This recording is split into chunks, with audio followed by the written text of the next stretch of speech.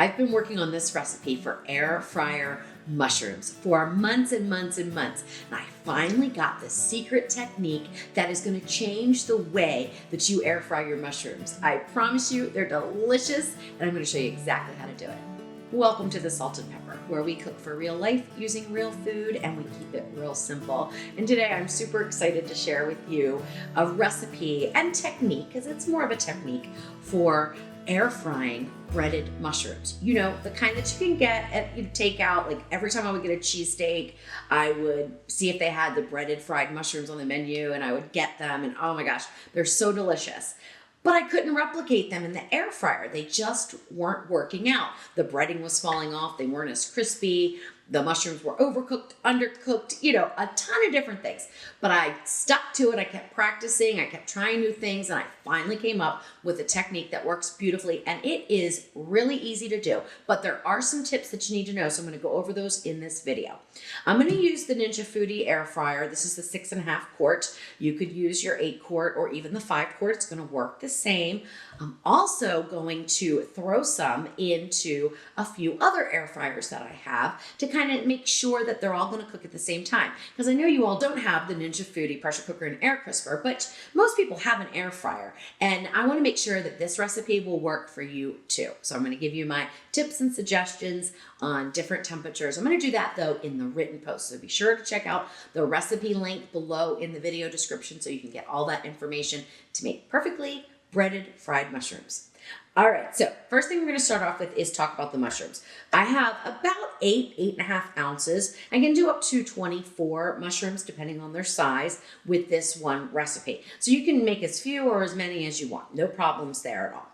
I'm going to use the baby portobello mushrooms because I really like them.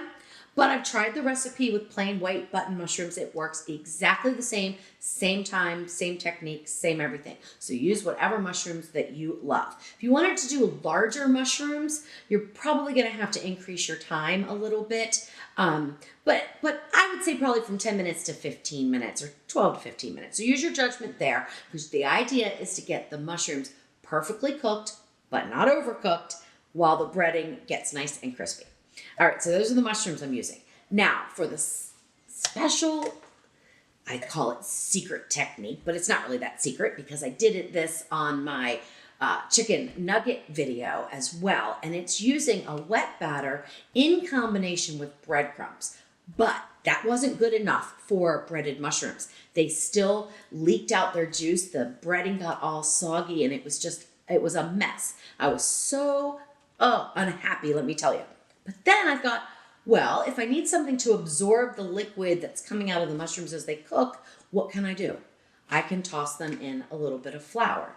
So now you could use cornstarch. I'm sure that would work just fine. I have not tested the recipe that way, but I don't see why it wouldn't work just the same. I've also tried to use coconut flour because I have been working on a recipe that's a keto version of this, and I haven't quite gotten it right. The coconut flour just imparted kind of a strange taste to me, so I'm still working on that. But if you don't mind that taste, you could certainly use a coconut flour instead, because coconut will really be absorbent. You wouldn't want to use almond flour though, so you can use coconut flour, regular flour, or cornstarch would work just fine.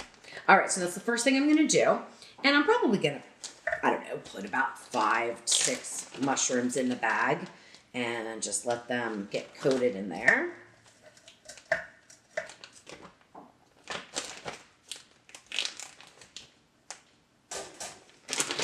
So just toss them around. You want them to be very lightly coated, so you do not want your mushrooms to be wet. If they're wet, they're going to pick up too much flour, and that's going to lead to a gummy texture when you go to bite into the mushrooms. So make sure that they are really dry, and then just toss them in the flour just like that. We're going to do that for all of them.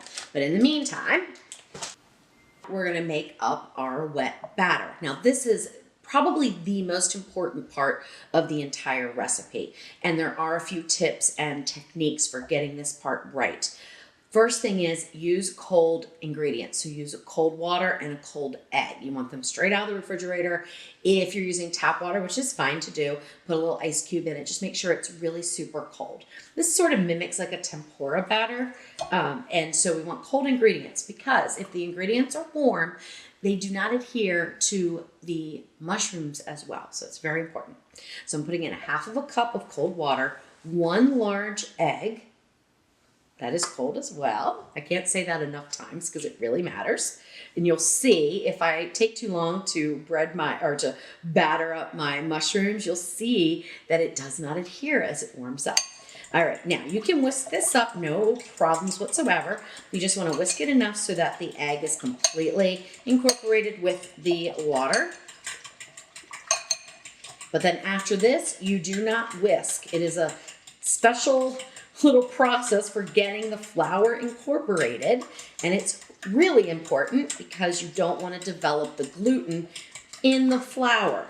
So if you put the flour in and started whisking or using a fork like I'm doing here, you would develop the gluten and you would end up with a very gummy texture to your breaded mushrooms, and that's not what we want at all.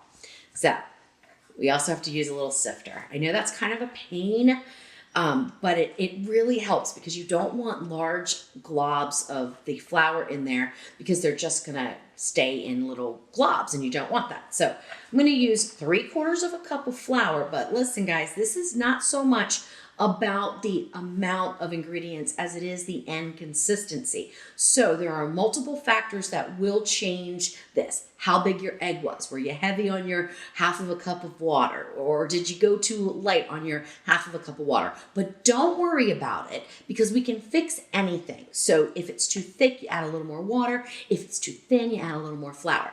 What you're going for is the consistency of a thin pancake batter. So what I like to do, especially when I'm using a bowl, let me talk about this real quick because it does make a big difference when you're breading something. And this is a tip you can take and use for any kind of food that you want to bread. When you have a large surface, like a coating tray, that is great for doing large pieces that are kind of flat and shallow. But when you're doing something that's round, like the mushroom, I find it's easier to dip and bread them in these bowls. But because there's not as much surface area here because it's a bowl and not a flat, narrow rectangle, we have to use a little bits of flour at a time. So it is a process. It does take a little time, but let me tell you, it is so worth it. So worth it. So I'm going to start off with about a tablespoon of flour, and I'm just going to put it right over the surface.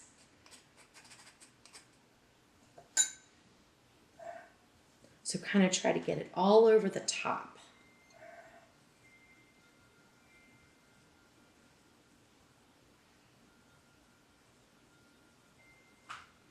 And if there's a big thing in there, I just put it right back in until I can really get it in at the end. All right, so now just going to spread it out. Now this is where you only want to fold. Okay, so this is the technique I use. I just simply fold. I don't stir it vigorously. I don't whisk it. I just fold it in and kind of push the flour down and keep going until you don't see the flour anymore. Now, if you have some clumps at this point, don't worry about it. They will work themselves out. So just fold it in. I've also used a chopstick to do this, and that works really well too, but I wanted to show the technique with a fork in case that's what you're using.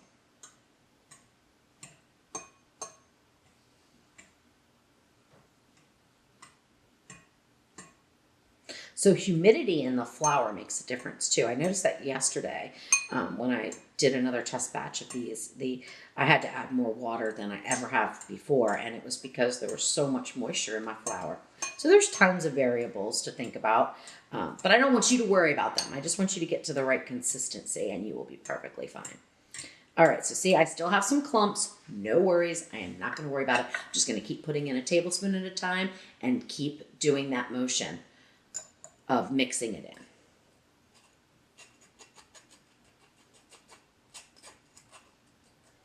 This goes a lot faster with a larger surface, but then, like I said, the mushrooms are a little harder to dip. So it's a trade-off.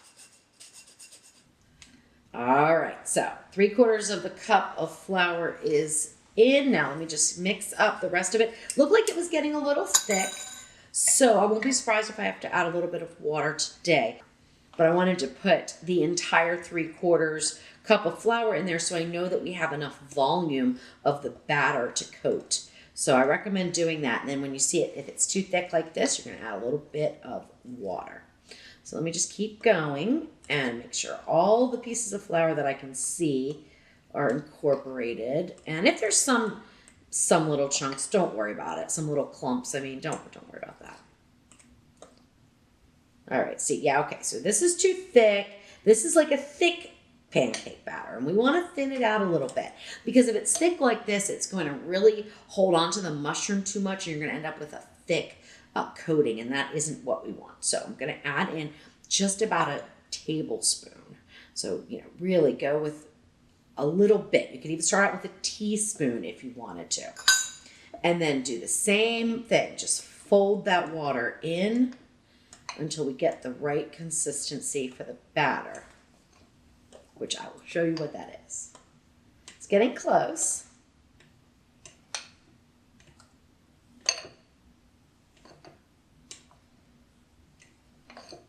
I think one more.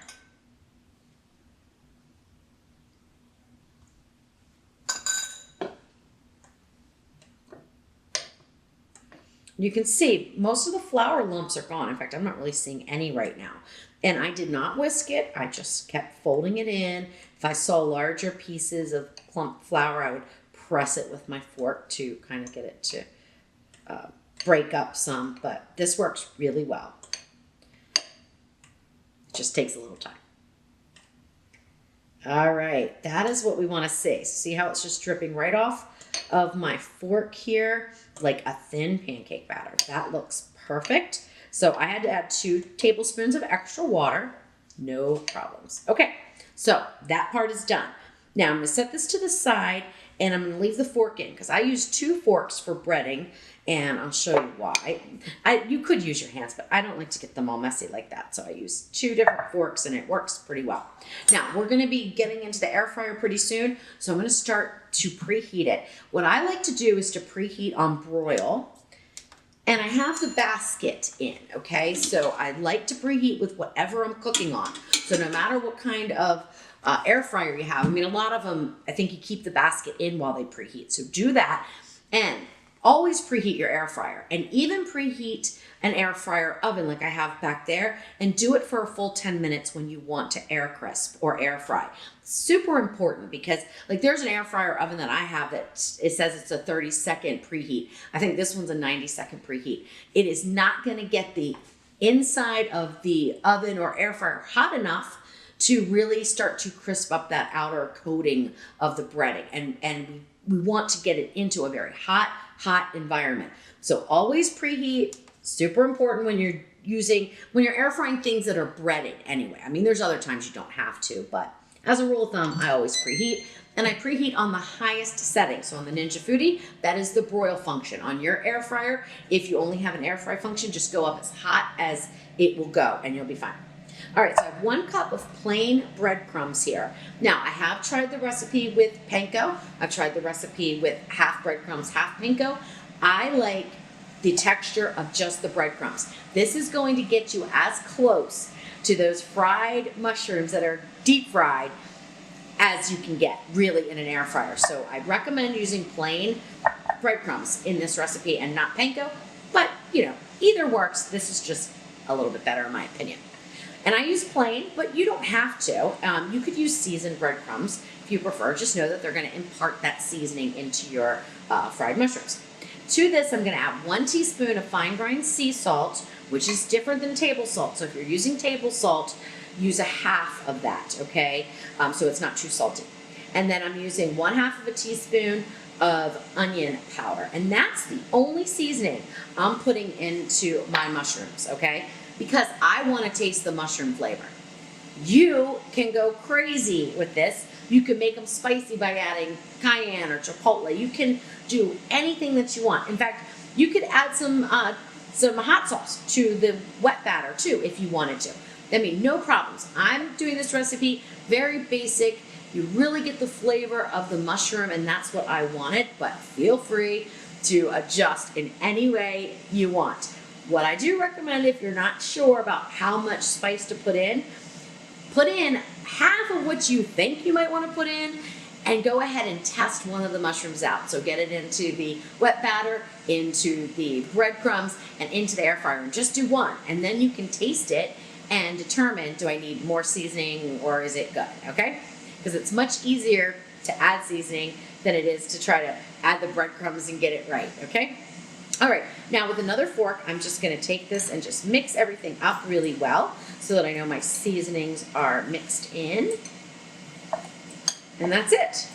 Now we are ready to start breading our mushrooms. So let me go ahead and get this cutting board cleaned up a little bit and get the rest of the mushrooms shaken in the flour, and then we're gonna get to dipping them, and we'll put them on a cooling rack until our Ninja Foodi is preheated.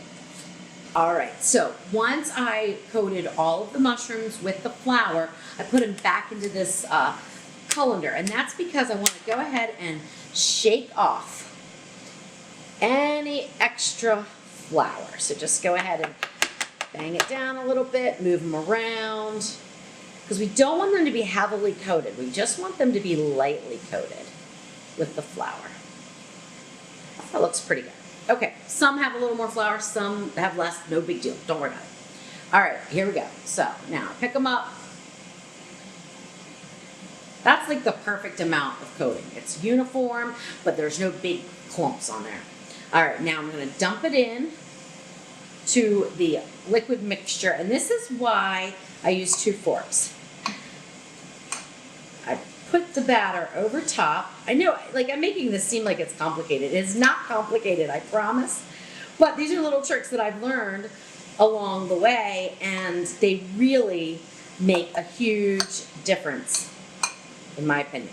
All right, then I take it up with this fork that has the wet batter on it, and I look at it. If there's any place that is not covered, like there's this little teeny tiny place where I see flour, I just dip it again until it is covered completely, but thinly. That is the secret, thin coating.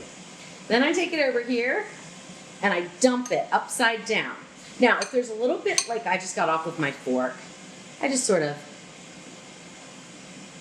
put it back over a little bit. I know I'm very particular, and that's because I like things to be as perfect as possible. You do not have to go to all this particulars, but hey, this is what works for me, and this is how I do it.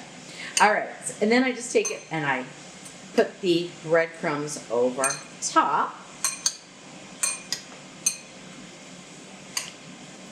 Just like that. All right, one down and several more to go, so I'm gonna get to battering these up.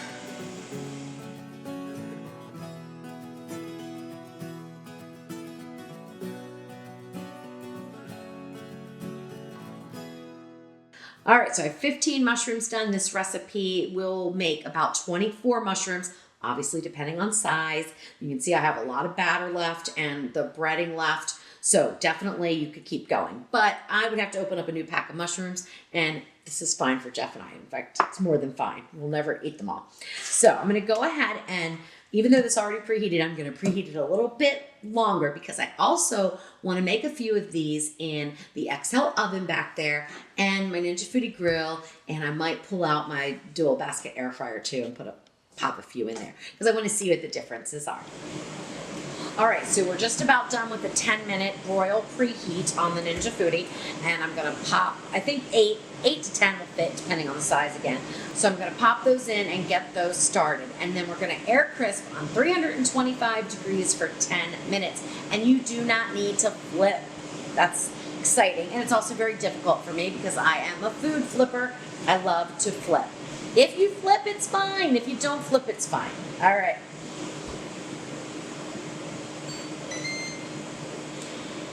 So I'm gonna switch over to air crisp. One important thing, you wanna spritz the basket with a little bit of oil, okay?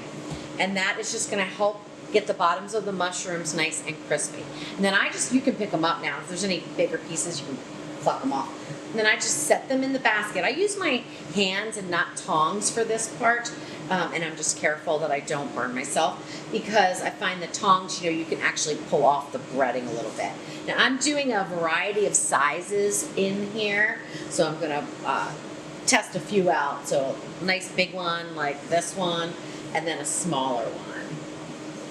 And let's do that. All right, so I only put 7 in there, but I could put more, but I don't need to. I'm gonna use the rest of them in the other air fryers. All right, now spritz again the tops with the oil. Just a light spray, but the oil is what gets everything nice and crispy. All right, close the lid, and then we will take the temperature down to 325 degrees. This is the temperature that I found works the absolute best for cooking the mushrooms through and keeping the breading nice and crispy. If I went on a higher temperature, the breading was too done and the mushroom wasn't done enough. So this was the magic numbers that work for me, okay? But you can play around with it and see if there's a better setting for you, but that's what worked for me. All right, I'm gonna do the same thing here, and I've had this preheating on 400 air crisp, which is the hottest air crisp setting here in this air fryer. And I'm gonna do the exact same thing. I'm gonna pull this basket a little bit more because I do not wanna burn myself. And I'm gonna do a little bit of a spritz in there. And I'm just gonna put 2 in here. I'll put the big guy in there. I guess I could do 3. Nope, let me just do 2.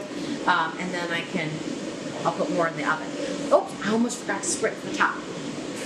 Gotta do that too. Okay.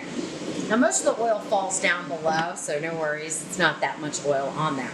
All right, so now I'm gonna take this down, and I'm gonna take the temperature down to 325, because I find that this air fryer, which is the dual basket air fryer, works about the same as the Ninja Foodi pressure cooker and air crisper. So let's take the time down to 10 minutes, and we'll just let that go. And meanwhile, I will get some of these in the oven, some of them in the grill air fryer, and we will see how they compare.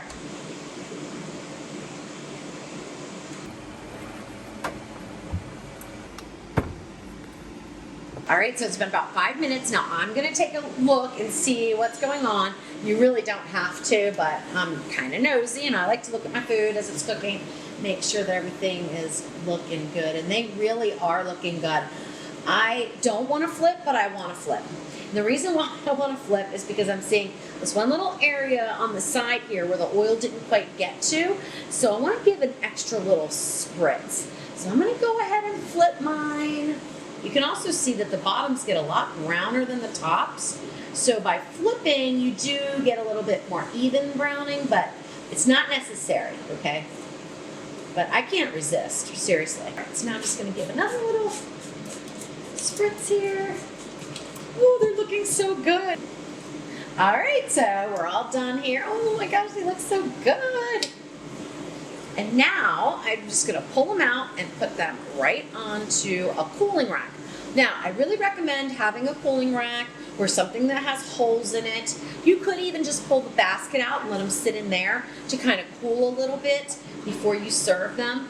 And the reason being is that if you put them onto a flat surface like a plate or the cutting board or something like that, what's going to happen is they're going to start to steam where they're sitting. So if they're sitting on their top, there's the outer coating on the top is going to steam and it's going to lose its crunch. So get something that will allow airflow to move all around them as they cool. And you do want to cool them a little bit because the mushrooms release juices inside. They're all tucked in there in this nice little breading. And if you go to bite into one and they're super hot, those juices are really hot and they will burn you. And you can ask me how I know that, because I did it twice. All right, now I'm gonna just be daring and dangerous here because we just like to dump out our air fryer stuff, right? Wow, they look good. They look really good. Now these were not flipped, and what I can see here on the bottom is like, it almost looks like they steamed a little bit or they just did not get as crunchy. So I would flip in the dual basket air fryer too. I just think they're gonna work out better for you. So they sat like that the whole time. tops look beautiful, but the bottoms are a little bit on the soggy side. Okay, there we go. That's why I'm a flipper. Yep. They look beautiful though. All right, the oven's done and the grill is going to be done. So I'm going to get those out. Let's make sure we move all these over here so I know which ones are which. So I'll put the oven here and the grill here, and then we'll compare them. All right, so we're just about ready to taste them. They look beautiful. They all look about the same. I do notice on all the ones that were not flipped, I do have a little bit of kind of a, not crunchy area. On this one too, I have a little bit. So what I'm thinking is that maybe a little bit of the juice leaked out. So maybe I didn't have those covered as well. Though I don't think I didn't cover all of these correctly. I mean, I've made these a few times. So I think there is something to flipping as well. So up to you though, totally. All right, so on the grill, I thought about taking the temperature down to 300 from 325, but I ended up not doing that, and I did leave the time the same. I find that the grill, especially the XL grill on the air fryer setting, cooks a little bit faster, but these look pretty good. So they all look good. These are the oven ones. Now, the oven, I'll tell you, okay, so I love the XL oven and I loved the flip oven. Flip oven wasn't quite big enough to meet my needs, so I switched over to the XL oven, but I have not been happy at all with the air crisping function.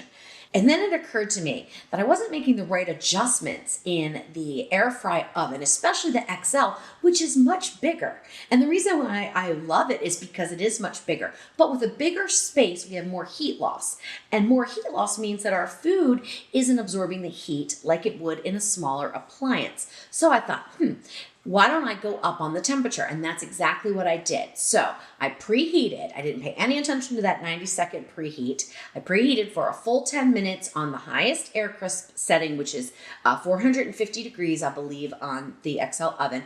And then I air crisped at 375 degrees instead of 325. So I'm kind of using this formula now, and I think it's going to work out really well. And I hope that you can utilize it if you have one of either the flip oven or the XL oven.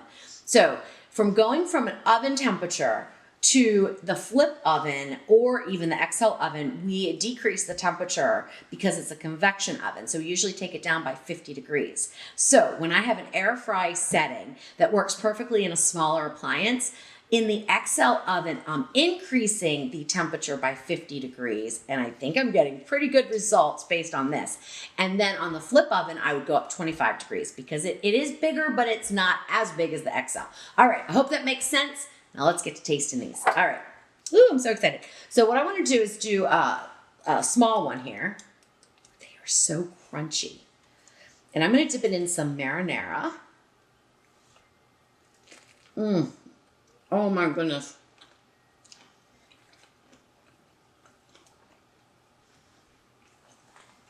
Perfect.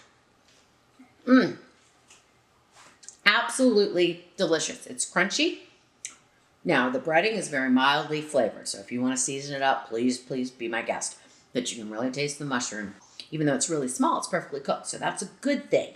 Now, let me cut into the biggest one here, and we're going to see if, move that out of the way for now. We're going to see if the bigger one, the bigger mushroom, is cooked. Listen to that. Oh my gosh, this is amazing. Wow, looks good. Looks really good. I don't know if you can see the juice dripping out, but yeah, there's some juice dripping out. That is super hot too. All right, here we go. A little dip in there.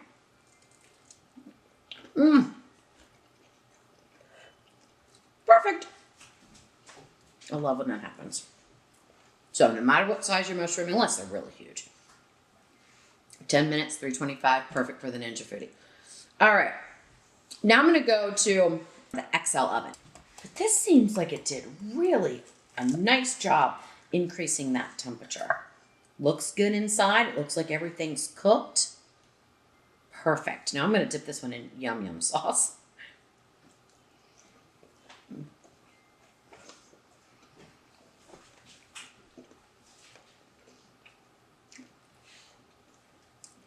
Okay, it's much better than previous attempts at air frying in the oven. but it's still not the same. So I'm going to be real upfront there. If you're getting the air fry oven because it's a bigger space, you are going to reduce the quality of the air fry food. It's just not as good. Totally passable. I mean, delicious, but not as good. So, all right, so there's that. Now let's go with the grill. I've always had really good luck with the grill and air crisping, so I expect this to be exactly the same. So I'll dip that in the yum yum sauce too, which by the way is really good on these mushrooms.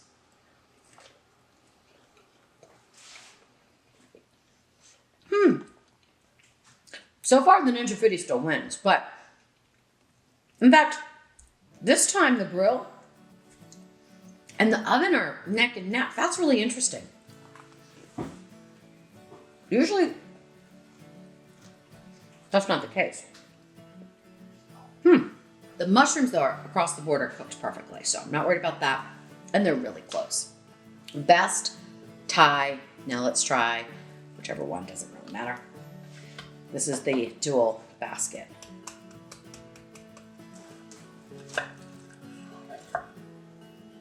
Interesting. This mushroom does not look, of course it's a little bit bigger, but it doesn't look as cooked. But let's find out. I'll do the same. And I know somebody's going to say, well, they're different because you tasted one in the marinara and one in the yum yum. No, that's not the reason. Perfect. Good. Mushrooms, perfect. Wow. Perfect. Okay, so it's kind of odd that I have these two up here. That was not planned, I promise. Best air fryers, Ninja Foodi pressure cooker and air crisper, which I think did the best job, but I flipped them. Well, that could be the difference, you know? And the dual basket, hands down, the best. I'm really shocked about the grill. I expected it to be crisper, but the oven, I'm happy with that. That's like the best result I've gotten so far. I might even try to go up another 25 degrees and see if that makes a difference. So as I keep experimenting with all of these things, I'm gonna be sure to let you guys know so that you can make the best recipes in whatever appliance you have, and start off with this one, because if you're a fan of fried mushrooms, these are amazing. And I will link below also to the marinara sauce, because I made that in the Ninja Foodi cold and hot blender. It's absolutely delicious, and it does make a good dipping sauce for these, especially if you put some Italian seasoning into the breadcrumbs. That would be really good. The yum yum sauce is really good as well. What sauce do you use to dip your mushrooms in? Usually I just use ketchup, but I thought, don't be so boring, Louise.